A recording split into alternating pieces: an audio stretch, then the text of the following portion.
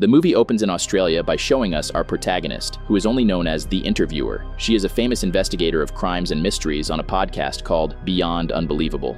Currently, she is apologizing in her podcast about accusing a man of wrongdoing without verified sources, but in the end, he turned out to be innocent. Because of this, the interviewer has been facing a lot of backlash and hate, and her career has been going downhill. Her boss is putting a lot of pressure on her to create new content, while the netizens are attacking her for destroying the life of an innocent man. To make matters worse, several protesters set up camp in front of the interviewer's apartment, which leaves her horrified. She thus decides to leave the city and seeks refuge in her parents' luxurious vacation house far away in the woods. The interviewer now decides to work on her next case, and while checking her emails and voicemails, she gets lots of hate messages. At one point, she receives an anonymous email with the word bricks, along with a line that says, "The truth will come out." The email also mentions a woman named Flora King and includes a photo from 2002, along with a phone number. The interviewer dials the number and the call is picked up by Flora King. After a brief introduction, the interviewer tells her about the anonymous email with her number and the word brick. Upon hearing this, Flora is scared and hesitates to talk about the brick, but when the interviewer continues insisting, she finally decides to open up. The interviewer then lets her know that the call is being recorded for the podcast, to which Flora gives permission. Flora then reveals how 20 years ago, she used to work for a very wealthy family as a maid. The employers were very kind and even paid for her daughter Paula's education. However, one day, something bizarre happened when they found all their furniture was scratched, as if someone had angrily slashed it with a sharp knife. Turns out the employers blamed Paula for everything, and even though the little girl denied it, no one believed her, not even her mom. Shortly after that, Flora suddenly came across a black brick, and she states that it was not a normal kind of brick. Upon touching it, she describes feeling strange and powerful, as if some energy were penetrating from within. Unfortunately, Flora's employers noticed the brick, so they took it away as compensation for destroying the furniture. Flora begged them not to do so, but the employers refused and fired her on the spot. They deemed the brick to have a lot of artistic value, so they sold it to a German art collector named Lang. The interviewer then asks how the brick came into her possession, but Flora doesn't reveal it. She says that she can still feel the power of the brick and feels something is yet to happen. During this conversation, Flora is interrupted by her daughter, Paula, who thinks it's just a telemarketer and hangs up the call. The interviewer then does some research and manages to get information about the German art collector, Lang. She doesn't waste any time and calls him to inquire about the brick, which makes the man excited. She informs him that their conversation is being recorded for the podcast, to which he agrees.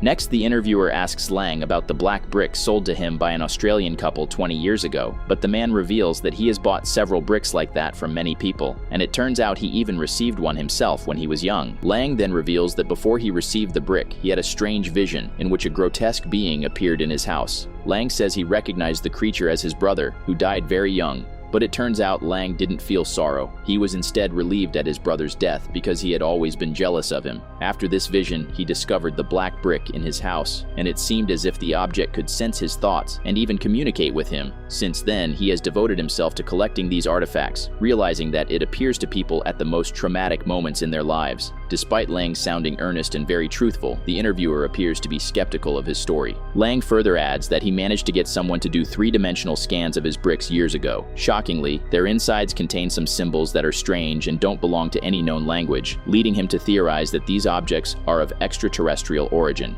The interviewer thus asks to see the pictures of the brick and even the symbols, which the man agrees to send. He then says he can send her the brick for a fee, but the interviewer gets annoyed and refuses. She asks if he knew that the black brick he bought 20 years ago from a family was taken without permission from their maid, but Lang gets uncomfortable and claims he had no idea about that, after which they end their conversation. Following this, the interviewer begins editing the audio from the phone recordings and prepares them for the podcast. She encourages other people to come forward if they've also received a similar brick and soon submits the episode to her boss. Surprisingly, her podcast goes instantly viral, with a large number of listeners in a short time, which makes her boss really happy, and he asks her to record more episodes in this case. The interviewer also gets lots of positive responses from her listeners, and her image starts to improve.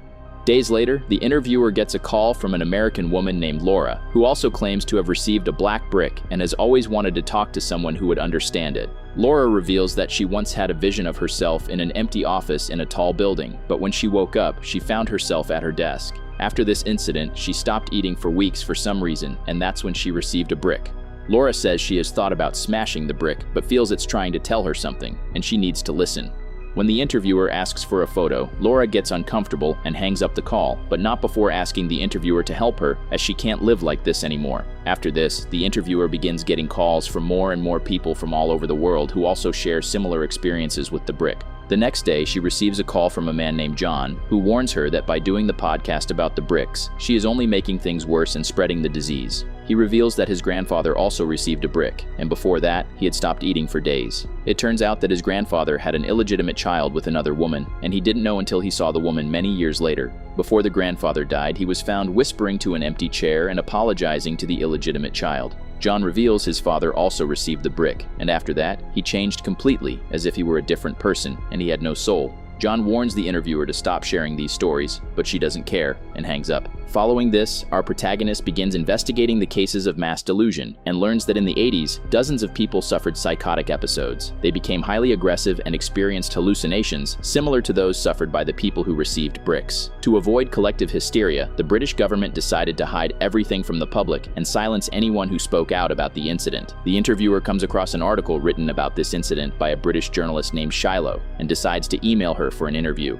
Later, she receives scanned images of the black brick from Lang, which clearly show the symbols inside. The interviewer sends them to her linguist friend from MIT to decode, and during this time, we see a massive brick-shaped form briefly appear above her house. Following this, the interviewer suddenly stops eating, feels constantly sick, and even her pet turtle refuses to eat. The next day, the interviewer is contacted by her friend from MIT, who says that he checked the scan. He reveals that he has not seen anything like it before, and it does not match any script from any language. He doesn't believe the phenomena related to the brick are real, and says maybe the art collector is just messing with her and the scan is fake.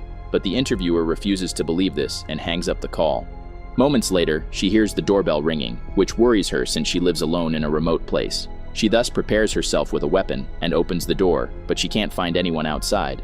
She only finds a package left for her, so she brings it inside and finds shredded papers along with a flash drive. The interviewer connects the USB drive to her laptop, and to her shock, she finds a video of her childhood where she is seen celebrating her 9th birthday. She is seen chatting with her dad and shockingly mentions that her parents gave her the best gift, which was a black brick. This leaves the interviewer horrified, so she immediately leaves a voicemail for her dad and asks him to call her back. Later, the interviewer examines the shredded papers that came with the package, and when she pieces them together, she is stunned to see symbols similar to the symbols in the scans Lang had sent. This makes her furious, so she immediately calls Lang and accuses him of messing with her. The man denies it, so the interviewer demands that he show her the bricks right now on a video call to make sure he is telling the truth. The man agrees after some hesitation and says that he hasn't touched or gone near the bricks, which he had locked in a room for years.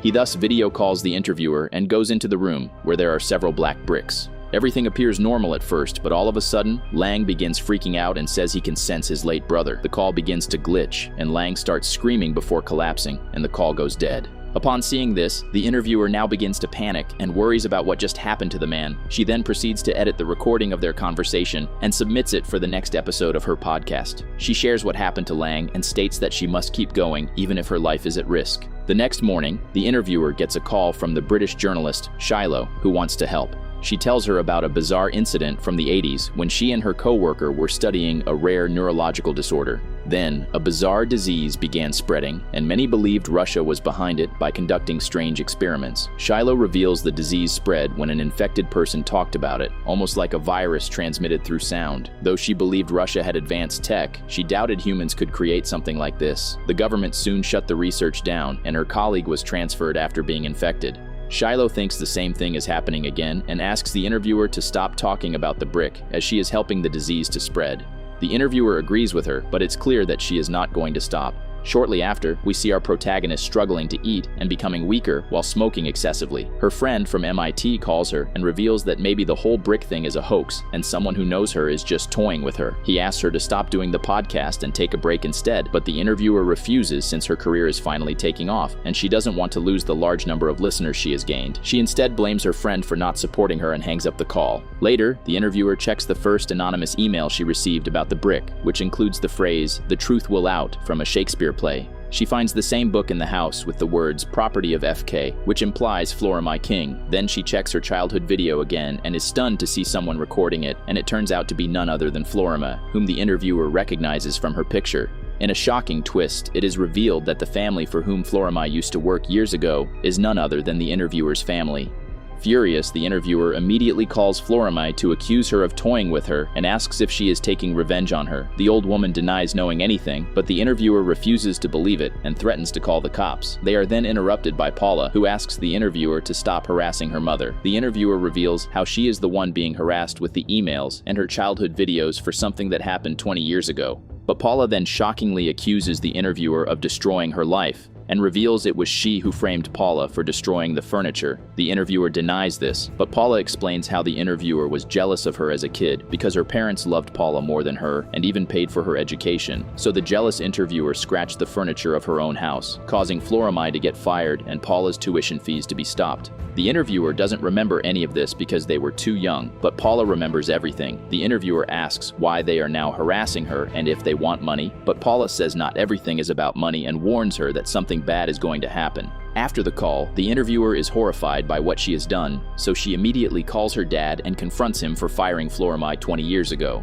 The man says Paula was violent and she destroyed their furniture, so they had to fire Florimai. They even stopped paying for Paula's tuition, as they worried about what she might do to other students at school. The interviewer is horrified and accuses him of forcibly taking the black brick, so her dad says Florimai found it on their property, so technically it belonged to them. He states that the maid didn't even know the artistic value of the object, so he sold it to the art collector to pay for the damages to the furniture. He also informs her daughter that it was her who came to them and informed them about how Paula destroyed the furniture. Upon hearing this, the interviewer is horrified and lets her father know that their call is being recorded for her podcast. But he scolds her and asks her not to bring shame to their family over something trivial that happened 20 years ago. After the call, the interviewer reviews the recording and contemplates what to do next. In the end, she decides not to expose her own family and herself, so she ends up deleting the recording. Shortly after, the interviewer gets a terrible stomachache, so she heads to the washroom while screaming in pain. Then she falls to the ground convulsing and feels something moving inside her and emerging from her body. In a shocking twist, something comes out of her mouth, and it turns out to be a black brick. This makes her horrified, so she grabs a hammer and destroys the brick angrily before leaving the bathroom. Moments later, the interviewer hears some noise from her bathroom, and when she checks, she is horrified to see another version of herself. This leaves her terrified, and she tries to arm herself right when the duplicate approaches her and curiously stares at her. The interviewer then turns on a tape recorder and asks the duplicate who she is and what she wants, but the duplicate grabs the recorder and destroys it within seconds. This scares the interviewer so much that she runs out of her house in the woods, followed by her duplicate.